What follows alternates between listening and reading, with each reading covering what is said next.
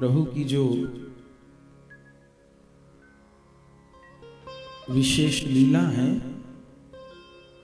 वो 4 लीला है। जन्म लीला, विवाह लीला, रण लीला और राज्य लीला। इसलिए गोस्वामी तुलसीदास जी ने एक श्लोक में पूरी रामायण का स्मरण किया। ये जो संसार में एक श्लोकी रामायण बोली जाती है, आदौ राम तपोवनादिगमनम, इसको वैष्णव संतों ने स्वीकार नहीं किया है, क्योंकि आदौ राम तपोवनादिगमनम ऐसा तो नहीं है। क्या भगवान जन्म लेते ही वन को चले गए थे क्या? न, प्रभु प्रकट हुए, बाल लीला किए, विश्वामित्र जी पे कृपा किए, अहिल्या पे कृपा किए, फिर इतनी बड़ी विवाह लीला हुई। तो ये आदौ राम तपोवनादिगमनम, इसको वैष्णवाचार्यों ने एक श्लोकी रामायण स्वीकार नहीं किया। तो एक श्लोकी रामायण क्या है? जो गोस्वामी जी ने रामचरितमानस में कहा, नीलाम्बुजश्यामलकोमलांगम सीता समारोपितवामभागम पाणौ महासायक चारुचापम नमामि रामं रघुवंशनाथ। इस श्लोक में 4 चरण हैं और 4 चरण में श्री राम की चारों लीलाओं का स्मरण किया है। पहला चरण है नीलाम्बुजश्यामल कोमलांगम। उन प्रभु को प्रणाम है जिनका नीले कमल के समान कोमल अंग है। तो बताइए, सबसे कोमल अंग किसी का कब होता? ये तो प्रभु की लीला है। हम आप लोग भी जब जन्म लिए, जब मां की गोद में थे, कितना कोमल शरीर। बच्चे को देखिए, जन्म लिया है मां की गोद में, कितना कोमल शरीर होता है। उसके हाथ देखिए, पांव देखिए, एकदम रुई की तरह होते हैं। तो संसार में भी मनुष्य जब बालक होता है, नवजात शिशु होता है, तो कितना कोमलांग होता है। और प्रभु जब लीला करते हैं तो ये नीलाम्बुजश्यामल कोमलांगम, इसमें गोस्वामी जी प्रभु की बाल लीला को, जन्म लीला को स्मरण की। और फिर सीता समारोपित वाम भाग, उन प्रभु को प्रणाम करता हूं जिनके वाम भाग में सीता जी विराजमान है। तो भगवान के वाम भाग में सीता जी कब विराजमान है? विवाह लीला।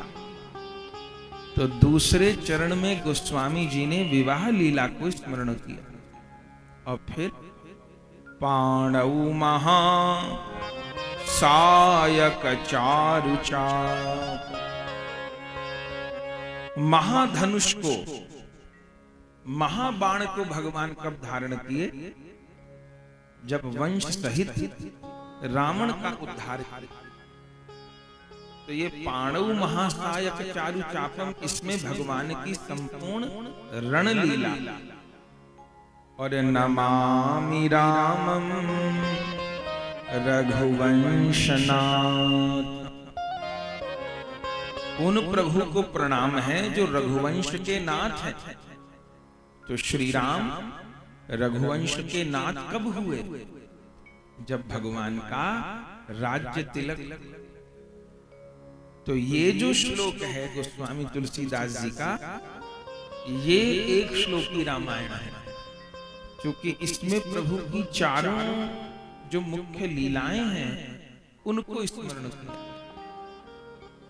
हम लोग भी प्रारंभ के 2 दिन में मनु शतरूपा जी के चरित्र को विशेष रूप से स्मरण करते हुए भगवान की जन्म लीला को स्मरण किए।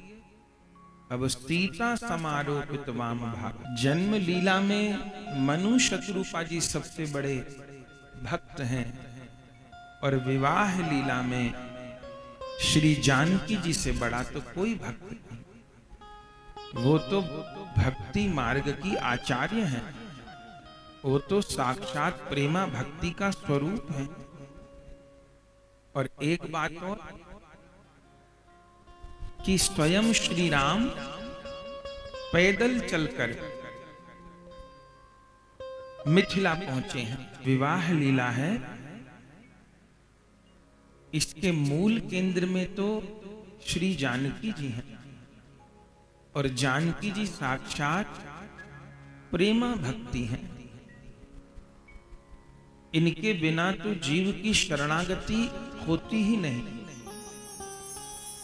बड़ा प्रसिद्ध प्रसंग है जयंत का अरण्य कांड में कि भगवान श्री राम जानकी जी के साथ चित्रकूट में विराजमान हैं। स्फटिक शिला पे लक्ष्मण जी कंदमूल फल लेने गए हैं। प्रभु ने जानकी जी का श्रृंगार किया और फिर प्रभु वहीं स्फटिक शिला पर सो गए। जानकी जी की गोद में सिर रख दिया। चूंकि भगवान को भक्ति के पास ही विश्राम मिलता है, कर्म कांडी के पास नहीं।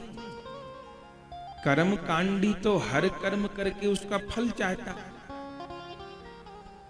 ज्ञानी के पास भी नहीं, योगी के पास भी नहीं। ऐसे समझिए कि हम कहीं बैठे हों और 10 लोग चारों ओर हमको घेरे हों। एक कह रहा हो ये दे दो, दूसरा कह रहा हो ये दे दो, तीसरा कह रहा है ये दे दो, चौथा कह रहा है ये दे दो, तो हमको आराम मिलेगा कि परेशान हो जाएंगे?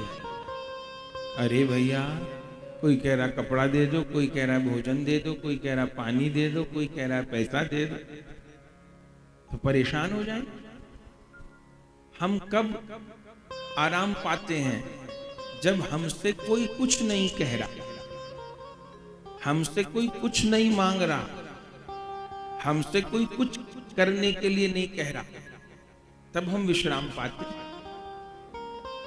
आदमी घर पर गया, हार थक के काम करके, और सोचा कि धर्म पत्नी भोजन कराएगी, प्रसाद देगी, और अगर मैं थका हूं तो कुछ मेरे शरीर की सेवा करेगी। अब वो सेवा तो करे नहीं, तुम मेरे लिए ये नहीं लाए, तुम मेरे लिए वो नहीं लाए, ये काम और कर दो, वो काम और कर दो, ये तो आदमी क्या कहेगा? अरे चुप हो जा, थका हुआ हूं, आराम कर। तो व्यक्ति को भी तब आराम मिलता है जब कोई उससे कुछ कहता नहीं है, कुछ मांगता नहीं है। हाँ, आके शरीर की सेवा कर दे तो और अच्छा है, न करे तो कम से कम कुछ मांगे तो, कुछ काम तो न बताए। ऐसे ही प्रभु किस भक्त के हृदय में विश्राम करते हैं?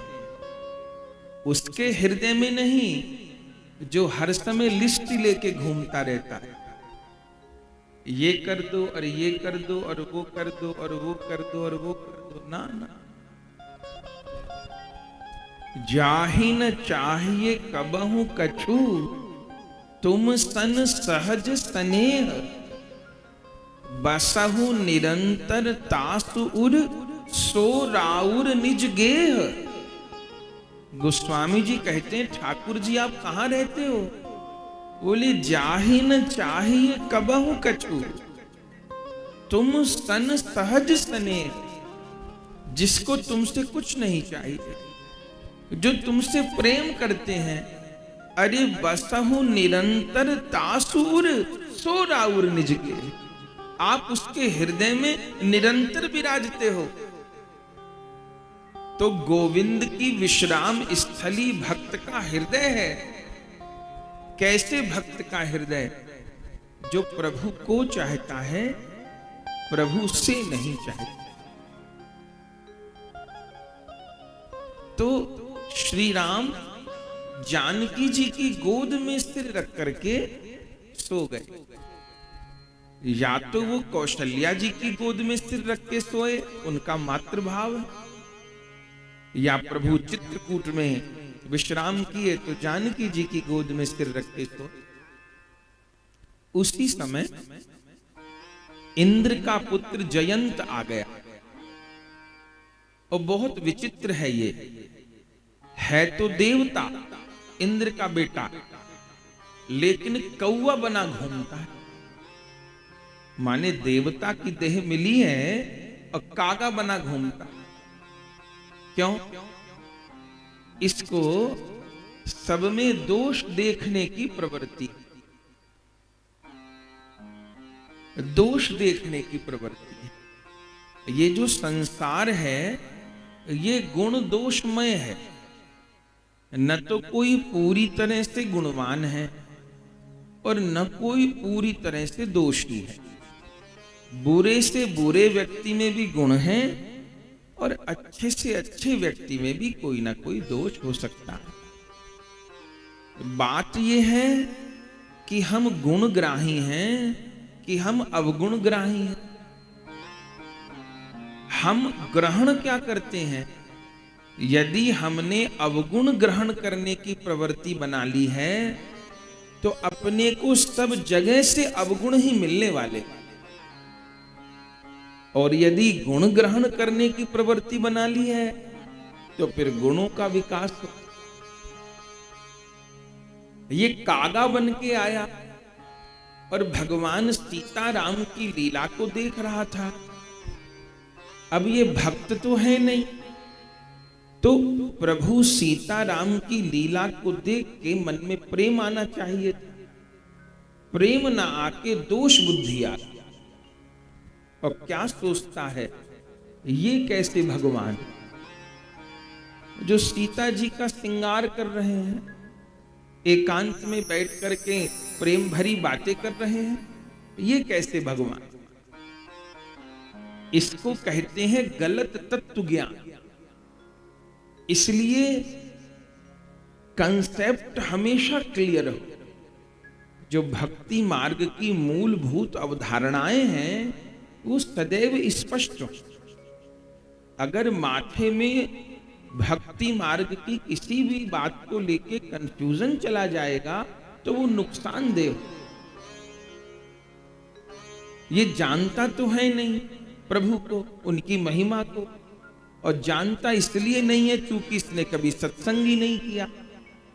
ये सोच रहा है कि मैं तो बड़े बाप का बेटा हूं, तो जैसे मैं पुण्यों के बारे में, स्वर्ग के बारे में जानता हूं, इनके बारे में भी जान लूंगा। पर ऐसा नहीं है। जिस तराजू पर आटा, दाल, चावल की बोरियां तोली जाती हैं, उस तराजू पे हीरे नहीं तोले जाते, उस तराजू पे सोना नहीं तोला जाता। सोना हीरा तोलने की सुनार की यहां अलग तराजू होती है। कोई कहे कि जिस पर गेहूं की बोरियां तुल रही हैं उसी पे मैं हीरे की अंगूठी तोलूं, नहीं तोल पाएगा, आकलन नहीं कर पाएगा। ऐसे ही जिस बुद्धि से इस जगत में व्यवहार किए हैं, लाभ हानि, अच्छा बुरा, अपना पराया, उस बुद्धि से, उस दृष्टिकोण से भक्ति मार्ग में सफल नहीं हो पाए। इसीलिए गीता जी में श्री कृष्ण ने अर्जुन को बुद्धि योग प्रदान किया, जबकि अर्जुन तो परिकर है, लेकिन भगवान बुद्धि योग प्रदान किए। अर्जुन अपनी बात भगवान को बोल रहे थे, ऐसा है, मैं तो बाबा जी बन जाऊंगा, मैं तो सन्यासी बन जाऊंगा, मैं तो घर छोड़ के भाग रहा हूं, मैं तो भीख मांग के खा लूंगा, मैं तो ऐसा करूंगा, यहां सारे मेरे रिश्तेदार खड़े, मैं कैसे लड़। भगवान ने बहुत डांट लगा। जिस बुद्धि से संसार को समझे हैं, वो बुद्धि उस दृष्टिकोण से भक्ति मार्ग को नहीं समझा जाएगा। इसलिए पग पग पे गुरु की आवश्यकता है, गुरु के वचन की आवश्यकता है, उनके सत्संग की आवश्यकता है। तो इस जयंत ने सत्संग तो किया नहीं, भगवान सीता राम के तत्व को जानता नहीं। वे एकांत में बैठ करके परस्पर चर्चा कर रहे हैं। ये कहता ये क्यों, ऐसा क्यों, वैसा, गोद में सिर रख के बैठे। इसने यहां तक सोच लिया कि ये तो कोई सामान्य कामी पुरुष है। अब इसको समझ नहीं कि जहां काम तहां राम नहीं, जहां राम नहीं काम। राम और काम तो एक संग रह नहीं सकते, पर समझ नहीं थी। समझ आई कैसे, गुरुओं का सानिध्य तो किया नहीं। इसने अपने तरीके से भगवान की परीक्षा लेनी चाहिए। कथा प्रसिद्ध है, पर जो कहना हम चाहते हैं उसको कह के आगे बढ़ रहे हैं। तुलसीदास जी ने तो लिखा है कि सीता चरण चौंच हति भागा। जानकी जी के चरणोमें चौंच मारी। लेकिन वाल्मीकि जी ने चरण नहीं लिखा, वाल्मीकि जी ने तो वक्षस्थल। सीता जी के सीने पर इतना घातक आक्रमण इसने किया कि पंजों से और चोंच से नोच के मांस भागा। पंजों से और चोंच से इतना भयानक, केवल चोंच मारी नहीं, मांस खींच। और जा बैठा पेड़ पे, रक्त को चाट रहा है, मांस को खा रहा है। आह, उस करुणामयी की करुणा तो देखिए, कितना दर्द हुआ होगा। हम लोगों को जरा कांटा लग जाए, क्या हाल होगा। उनके तो सीने को नोच के ले गए। पर धन्य है, रामायण में लिखा है, जानकी जी ने सी तक नहीं किया, ऐसे हाथ से दबा लिया। जहां घाव हुआ था, सी तक नहीं किया। क्यों नहीं किया? आहा, मेरे प्रभु गोद में,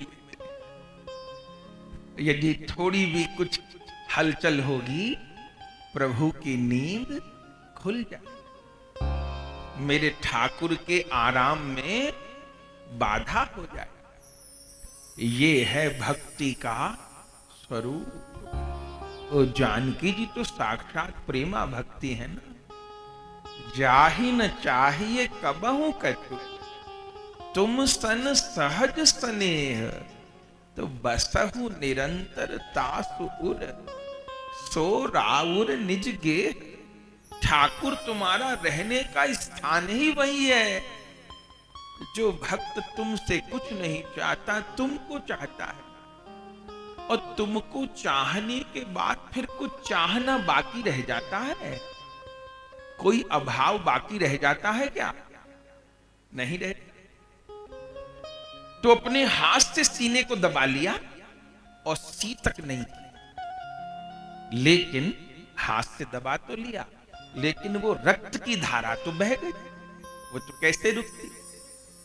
अब वो रक्त की धारा बही तो राम जी के शरीर पर रक्त बहा, फुआरा जैसा छूटा। और जैसे श्री राम के अंग पर रक्त की धारा लगी, तुरंत भगवान चौंक के उठे और जो देखा, धन्य है, फिर भी कुछ नहीं कहा। लेकिन तुरंत भगवान की दृष्टि गई तो वो पेड़ पर कागा दिखाई दे गया। और उसकी चोंच पंजे खून में सने थे, मांस खा रहा था।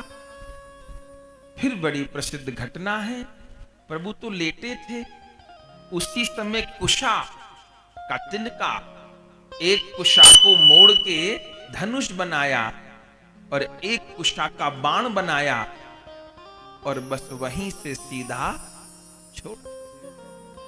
क्या कहना, अब वो तो भागा तीनों लोगों, जहां जहां भागे वहीं वहीं प्रभु का बाण पीछे पीछे, छुटकारा। गजब के सींक के भीतर भगवान ब्रह्मास्त्र का अनुसंधान कर दिए। ऐसे समझिए कि 0 वोल्ट के तार में कोई 1,00,000 वोल्ट का करंट पास कर दे। दुनिया में कोई वैज्ञानिक कर सकता है? अरे फट जाएगा तार। लेकिन प्रभु 0 वोल्ट के तार में 1 करोड़ वोल्ट का करंट पास कर दिए, सींक में ब्रह्मास्त्र बना दिया, फेंका। अब तो ठौर न मिले, भागे। पहले भागते भागते स्वर्गलोक में चला गया, पिताजी बचा लो, पिताजी बचा लो। इंद्र ने सब बात सुनी, बोले निकल जा कपूत यहां से, त्याग दिया तुझे मैंने, तू तो मरेगा, मेरा स्वर्ग और भस्म करवाएगा। धक्का दे दिया बाबा। फिर भागते भागते ब्रह्मा जी के पास गया, बचा लो, मैं इंद्र का बेटा। ब्रह्मा जी ने कहा निकल जा। बोले आपका ब्रह्मास्त्र लगा है। बोले कोई नहीं बचा पाएगा। फिर शंकर जी के पास गए, शंकर जी ने तो मुंह भी नहीं देखा। गोस्वामी जी कहते हैं काहू बैठन कहा न ओही, राख को सके राम कर द्रोही। भगवान के द्रोही को कौन रखा है? किसी ने नहीं रखा। गिरता पड़ता भागता जा रहा है। जब किसी ने नहीं रखा तब किसने सहारा दिया जानते हैं? नारद देखा विकल जयंता, नारद देखा विकल जयंता, लागी दया कोमल चित संता, लागी दया कोमल चित संता। किसकी दृष्टि गई? नारद जी की। नारद जी माने गुरु तत्व। जब किसी ने नहीं रखा तब गुरु तत्व ने, संत तत्व ने आश्रय दिया। नारद देखा विकल जयंता और लागी दया कोमल चित संता। और तभी जयंत से पूछा क्या हुआ? भागते भागते उसने अपनी बात बताई, ऐसा हुआ। नारद जी ने कहा बेटा तीनों लोकों में कोई तुझे सहारा नहीं देगा। तो बोले फिर कहां जाऊं? नारद जी ने कहा बेटा जहां से भाग के आया है वहीं जा। अरे राम, जिन्होंने बाण छोड़ा उन्हीं के पास चला जाऊं? बोले हाँ वहीं चला, वहां चला जाऊं, क्या होगा? अरे कुछ नहीं होगा। भगवान का बनाया हुआ नियम है कि सन्मुख होई जीव मोहि जबहि, सन्मुख होई जीव मोहि जबहि, जन्म कोटि अघ नासो तबहि, जन्म कोटि अघ नासो तबहि। उन्हीं के चरणों में चला जा। जयंत ने कहा क्या होगा? नारद जी ने कहा मूर्ख, तू क्या ये सोच रहा है कि तू राम जी के बाण से तेज भाग रहा है? अरे जो सीख को ब्रह्मास्त्र बना दे तू उससे तेज दौड़ लेगा। बोले बचा हुआ तो हूं, अभी तक दौड़ रहा हूं। बोले ये तेरी भूल है कि तू दौड़ के ब्रह्मास्त्र से बचा हुआ है, तो अभी तक कैसे बचा हुआ है? नारद जी ने कहा इसलिए बचा हुआ है कि श्री राम ने तो तेरा अपराध स्वीकार किया है, पर जानकी जी ने तेरा अपराध स्वीकार नहीं किया। ये जो तू बाण से बच रहा है, ये स्त्री जी की कृपा के कारण बच रहा है। तू क्या सोच रहा है अपनी कसरत के कारण बच रहा है? और यदि वो स्त्री जी तुझ पर नाराज हो गई होती तो बच्चे तू वहां से कदम नहीं जा पाता, वहीं भस्म हो जाता। तू क्या सोच रहा है कि दौड़ लगा रहा है तू? तो वो कहता है सोच तो मैं भी रहा था कि ये 2 उंगली का फासला रह जाता है बाण में और मेरे में, क्या उपाय है? नारद जी कहे वहीं जा। तब किसी प्रकार मरता क्या न करता, रास्ता इसने मोड़ा। नारद जी से कहा वो पूछेंगे तो कहूंगा क्या? बोले वो पूछेंगे तू भागा क्यों? अब ये बात तो गुरु ही बता सकते, दूसरा तो नहीं बता सकता। इसने पूछा प्रभु पूछेंगे तो कहूंगा क्या, भागा क्यों था? बोले पूछें भागा क्यों था तो कह देना आपका प्रभाव देखने। और देख लिया आपका प्रभाव, न स्वर्ग में जगह मिली, न ब्रह्मा जी के, न शंकर जी के, 3 लोक में कहीं नहीं। आपका प्रभाव देखने गया था। तो पूछेंगे आया क्यों है तो कह देना अब आपका स्वभाव देखने आया। गया था प्रभाव देखने, अब आया हूं स्वभाव। बस ये सूत्र तो मिल गया। इसलिए गुरु ज्ञान ही है, इसलिए केवल गुरु शरीर नहीं है। जैसे भगवान तत्व हैं ऐसे गुरु भी तत्व हैं। हम लोग गुरुदेव के शरीर को प्रणाम क्यों करते हैं, पूजन क्यों करते हैं? इसलिए करते हैं कि इस पवित्र देह में गुरु तत्व विराजमान है। जैसे हम बाजार से भगवान का विग्रह लेके आए, प्राण प्रतिष्ठा कराए, तो हम किसी पीतल या फोटो की पूजा नहीं कर रहे, हम उसमें विराजमान भगवान की पूजा कर रहे हैं। ऐसे गुरु शरीर नहीं है, हम शरीर की पूजा नहीं कर रहे, हम उस गुरु तत्व की पूजा कर रहे हैं।